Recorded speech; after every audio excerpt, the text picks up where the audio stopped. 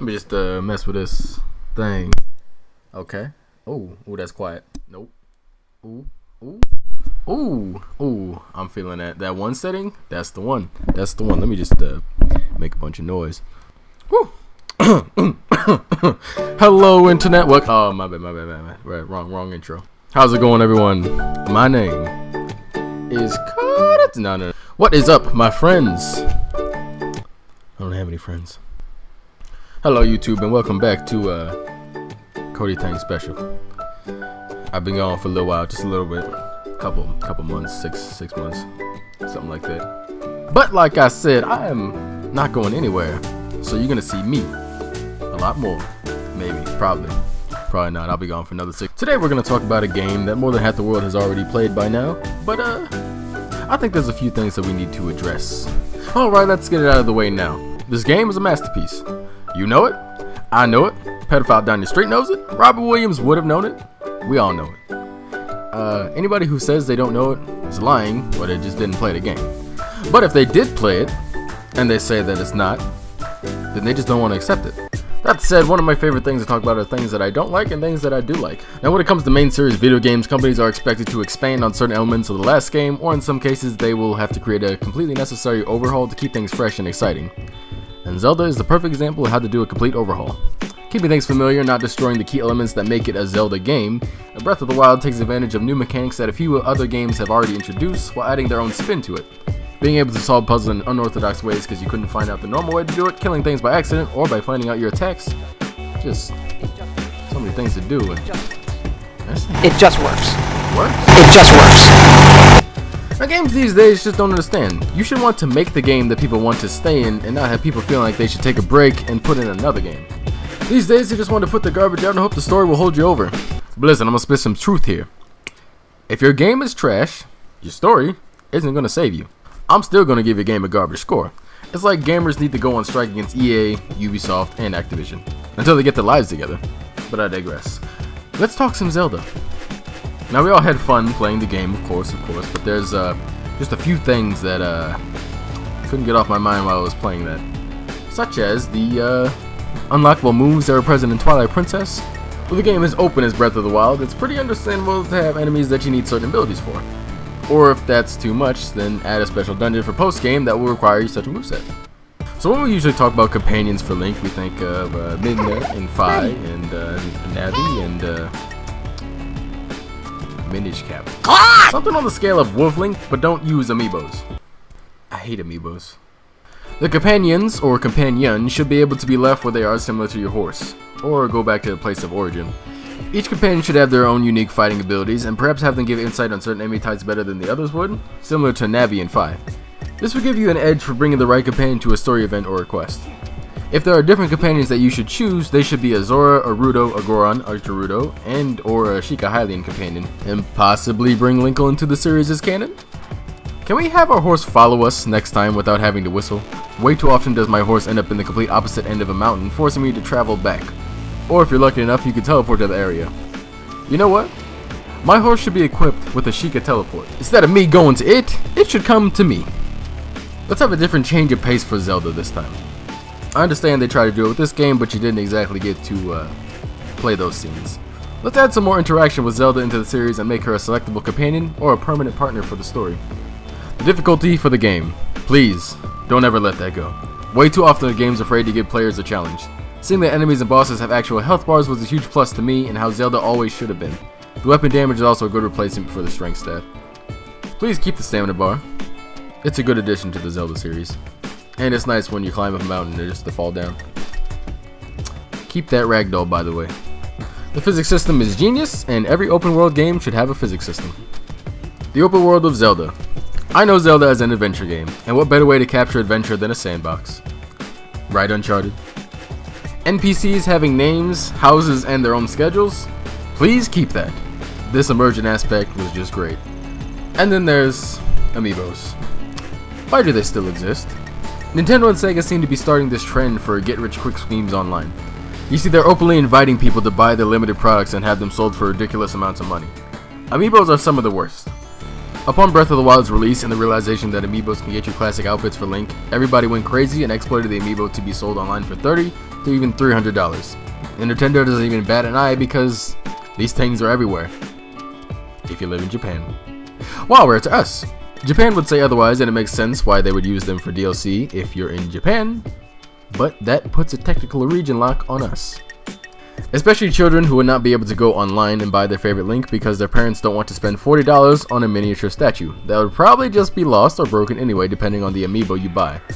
Sega and Nintendo also released a collection console, and the catch was that they're greatly limited. So, once again, people rush to the stores to get their baby consoles. I always thought that these collection consoles were stupid and served no purpose. If you own a Wii, a 3DS, or a PS Vita, these games are all already available to you and you don't even have to leave your house to buy them.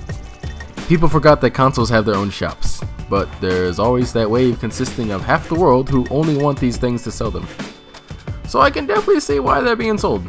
Thank you Nintendo and Sega for ruining the fun of many with these decisions. Yes, I am fully against using amiibos, and I always will be. A better off world with fleshed out towns and villages, each with their own clothing styles and NPC. Let's not have Castle Town completely destroyed throughout the entire game. Maybe a story event near the end, or even specifically for the end, would suffice for this lacking of a thriving city. For the traveling merchants, let's get some better variety on them. Maybe a traveling clothes store, or even a dye shop. You see, when I talk about adding Zelda into the story, what I'm saying is to take notes from Zelda's story that you made in Breath of the Wild already. Have that section of Zelda's story be playable this time, where Link is her guard and you take her on quests to find these companions or places of power and continue from there. Basically, rearrange the story so that you're with Zelda all the time. Oh yeah, let's bring my boy Ganondorf back. Oh yeah, on the topic of Ganon, that Blood Moon is seriously one of the coolest parts of the game. All these things that can go wrong at any time really adds that emergent sense to this game. Please Nintendo, don't listen to the whiners complaining about things that actually add immersion to the game. Oh yeah, and give us a dang recipe book. When you're cooking certain things, I don't want to write notes in my phone about what the heck that thing was that I just cooked. Apparently, I'm the only one who isn't feeling the new appearance of the Rito. But now the new looks of the other races? I'm definitely feeling that. I actually really like the voice acting. They all did a good job with the delivery and taking control of these characters and making the characters believable. Good attempt at voice acting in these games. It wasn't overused either, so anybody who didn't like it as much won't write a review about how bad the entire game was because one character was off. Speaking of people who don't like voice acting, why do you care? I guess we're gonna need an option to turn voice acting off now because people are petty. Also, for the people who don't like Zelda's accent, just like Link, every Zelda is different, so she won't always sound like this. You'll be okay. Oh yeah, and can I like battle these dragons? Also, why are they all deers? Like, I thought it was just Farron who was a deer, and I was all, oh, that's a cool idea. What do others look like? Disappointment all around, cause they're all deers. Finally, let's bring some more gadgets back. I was really missing that hook shot. Alrighty then, let's talk about customization, my friends. It's my favorite part of any game, so you know I'm gonna be mad when you present it and take it away. Kingdom Hearts? I expect it in your third game now. When we getting that gummy ship back, by the way? I love that thing. So first off, let's bring upgrades back with the use of tailors and blacksmiths. We could bring back one of the most entertaining parts of Skyward Sword. Even though it was a really bad game, this is still one of my favorite parts, because upgrading your weapons and armor would actually show a visual change to Link, and seeing what came next was always entertaining and made me want to craft items even further. You guys have so many new materials and you let them all go to waste for cooking. That's seriously disappointing. Next time around, let me choose the special ability of my weapons. You know, like long throw, attack up, and durability plus. It's cool that your weapons have these nifty little abilities, but imagine if you can get an arsenal of your favorite weapons and upgrade them to be unstoppable, raising the attack power, durability, and such. I would really like to be able to upgrade the Master Sword to be unbreakable. That work to get my weapons strong would be so rewarding, just like how you can upgrade your clothes with the Great Fairies, but without the rape scenes. I can't stress this one enough. Add actual purchasable DLC instead of amiibo ripoffs. It would have been so much easier and user-friendly to add in outfits for Link and charge money to gain your favorite outfits of him, and even add some new outfits as exclusive DLC, and not this completely stupid Nintendo Switch shirt that nobody wears or even wants. A way to choose Link's classic outfits this way would be just so much more fair, especially since the Tunic of the Wild for this game is not only abysmal but questionably homosexual. All the Catholic priests would love to see any little boy running around like this. I prefer just wearing the Hylian outfit as opposed to that man-child outfit. Speaking of homosexuals, remember that time in Gerudo Desert where you were forced to cross-dress and must still cross-dress just to enter the village at any point in the game? Let's bring back my Linkle idea. Imagine that scene playing out differently if you were already a female. Similar to the orcs in Skyrim, it's lore-friendly and immersive way to actually be accepted into the recluse society of the Gerudo. Traps. That stuff isn't funny, nor is it cute. Be ashamed for liking it. Or just let us switch to playing as Linkle. I'm going to take a minute to address something that Eiji Aonuma said concerning the situation of a female hero, where he answered in possibly the most ludicrous excuse to not have one. He stated, it would just make sense to have Zelda as the hero. If we have Zelda as the main character who fights, what is Link going to do? This entire statement is idiotic. It has no stable foundation behind it. He even said that his team discussed it amongst each other. What kind of team do you have? Having both Zelda and Link as characters that fight would give Link a partner automatically. On top of this, it would give the option to switch between Link and Zelda for more fighting styles if you decide to add a new mechanic to the game. Zelda using magic while Link uses combat, or whatever else you decide. But we don't even have to do that. Just because Link is a girl doesn't delete Zelda as a character, nor does it call to replace her with Link. What is wrong with your team that made you come up with this excuse? Also, the ability to choose Link's gender would not negatively impact gameplay in any way. It would just allow separate dialogue and different fitting clothes. And that's the most it would do. Questlines that have characters flirting with Link can just be changed to the opposite gender based on the players, or stick in the game for extra laughs. Even the quest to get snow boots can stay the same as Linkle. The quest would just continue with Linkle denying his advances and use him for an item, the same as Link did. But back to changing the character. Add some hairstyle options to make Link like previous Links, and even some new unique hairstyles. The hairstyle in Breath of the Wild is probably one of the worst Link hairs I've ever seen in my life.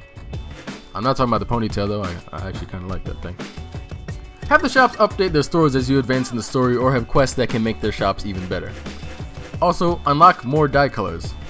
I seriously want a dark green. And please, don't make any more non-dyeable clothes.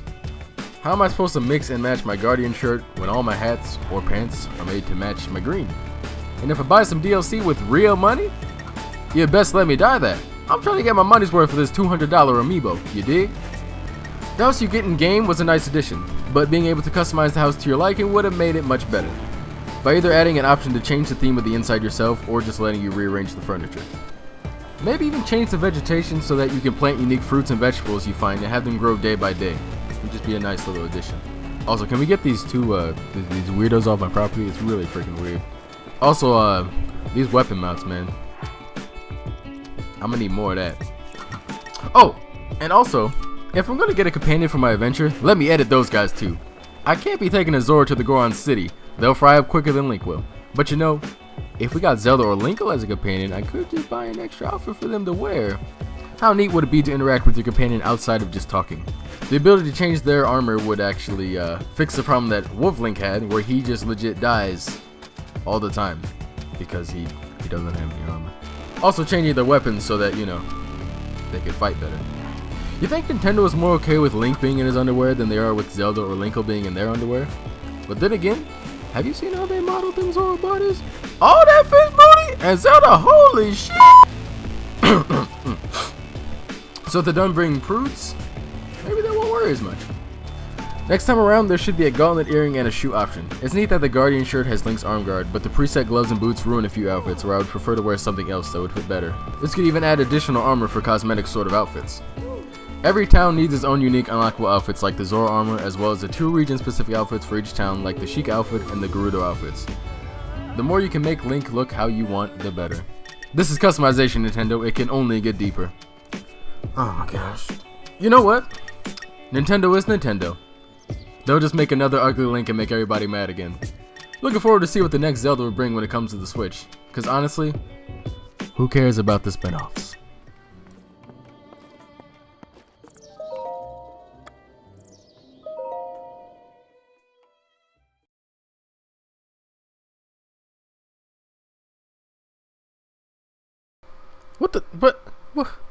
What is this? No. No. No.